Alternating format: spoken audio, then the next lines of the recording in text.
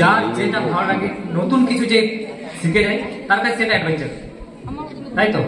যেমন অনেক ছেলেরা আছে যে বাইক চালাতে জানে, বাইক নিয়ে কোথাও ঘুরতে চলে গেল, তাদের কাছে এটা অ্যাডভেঞ্চার।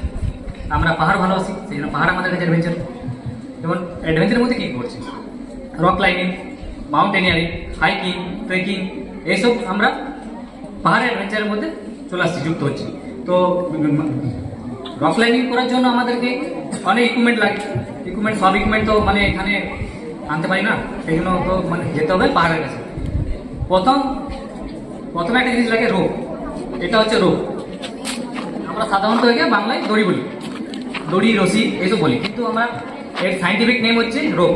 কারণ কি, যখন আমরা কোনো জায়গায় একটা বড় পাহাড় আমরা ক্লাইম্বিং করছি, তখন আমাদের সাথে হয়তো কোনো একটা ফরেনার থাকতে পারে, বা এমন কিছু আছে যারা মানে বাংলা বোঝে না, তাদের জন্য সাইন্টিফিক নেম এটা রোপ, সেই জন্য আমরা রোপ বলে ইউজ করব। রোপের ভাগ থাকে, যেমন আমরা যেগুলো বাড়িতে ইউজ করি, লাইলন রোপ, তারপর যে পাটের দড়ি, সেইগুলো হচ্ছে হাউস আলিয়ে, বাড়ির কাজে লাগে, ওইগুলো হচ্ছে হাউস আলিয়ে, ওইগুলো সমস্ত বাড়ির কাজের জন্য ব্যবহার হয়েছে। আর এই রোপ আমাদেরকে মানে 25 kN,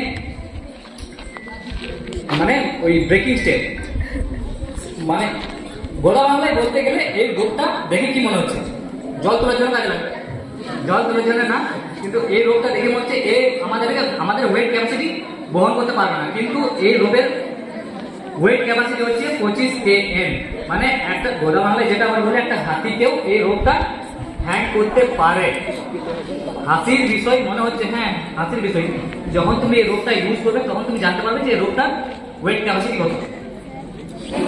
এটার নাম হচ্ছে হারনেস। এটা অনেক সময় কি বলো, আমরা কোমরে দড়ি বেঁধে ক্লাইম্বিং করি বা র্যাপেড ডাউন করি, প্রতি ইচ্ছা তো দড়ি ক্ষেত্রে পেটে সবসময় বেঁধে থাকলে কি হবে, পেটে চাপ পড়বে, লাগবে, সেই জন্য এটা বানানো হয়েছে। এটার অনেক রকম আছে, 2-3 রকম আছে, তোমার seat harness, tape harness, full body harness, সেটা পরে চলো। এটা হচ্ছে মিটন। আমরা তো সবসময় খালি হাতে অ্যাক্টিভিটি করতে পারি না, তার জন্য এটা ভালো কোয়ালিটির মিটন লাগে। এটা মিটন হয় কেন? এটা হচ্ছে ক্যারামেল, ছোট মতো দেখতে, খুব কিউট। এটাও মনে হচ্ছে কি ছোট মতো, কি ওয়েট ক্যাপাসিটি করতে পারে। এটাও মানে যে কোম্পানির হোক, হয়তো পেটজেল কোম্পানি আমি যাচ্ছি না, মানে জোন কোম্পানির মানে যতটা ক্যাপাসিটি দিতে পারে, তো এর ক্যাপাসিটি হচ্ছে 25 kN। আবার এটা এরকম ভাবে 1, 2, 3, 4 চৌকোনা টাইপের, কিন্তু 4 দিক থেকে এই ফোর্স নিতে পারবে। এটার নাম হচ্ছে ক্যারাবিনার। এটা তো বলতে হবে না, হেলমেট না, দেখতে কেমন, লুকটা কেমন, আর্টের মতো, সেই জন্য এর নাম দেওয়া হয়েছে ফিগার অফ 8, তাই তো? একে ফিগার অফ 8 বলেও আমরা চিনি, কিন্তু এর আসল নাম হচ্ছে ডিসেন্ডার, ঠিক আছে? আর্টের মতো দেখতে, সেই জন্য তার নাম দেওয়া হয়েছে ফিগার অফ 8। এটা কখন কাজে লাগবে? যখন আমরা জলদির মধ্যে নাম বলিছে, খুব তাড়াতাড়ির মধ্যে নিচে নামবো, তখন আমাদেরকে এটা ইউজ করতে হবে, ব্যবহার করতে হবে। এটা দেখতে কার মতো? জল তোলা ঘর ঘড়ির মতো, তাই তো? ঘর ঘড়ি তো আমরা বলতে পারি না, কারণ কি এর একটা নাম দেওয়া আছে, এর নাম হচ্ছে পুলি, মানে পুল করার জন্য, ঠিক আছে? এর নাম হচ্ছে পুলি। যখন আমরা কোনো নদী এই পার থেকে ওই পার যখন ক্রস করবো, তখন যেমন ওইটা হলো, যেমন রোপ বেঁধে আমরা ওইখানে বেস বাঁধলাম, নিচে নামলাম, ওই বিল্ডিং থেকে এই বিল্ডিং যদি আমি আসি, মাঝে যদি আমার নদী থাকে, তাহলে এটা ক্যারাবিনারের সাথে অ্যাটাচ করে,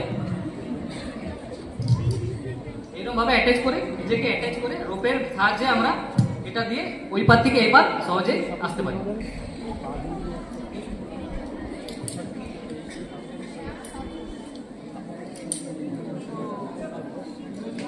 যেমন এইরকম ওই পার থেকে আমি সহজে এই পারে আসতে পারি, বুঝতে পারলেন?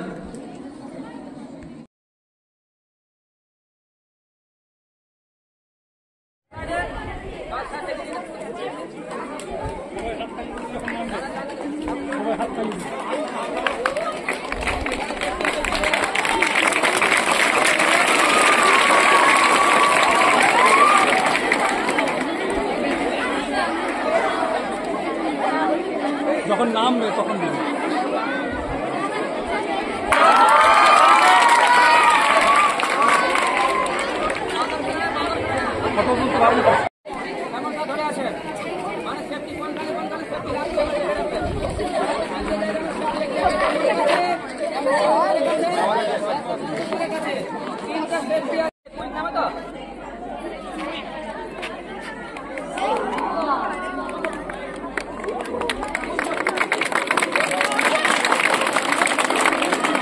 Go!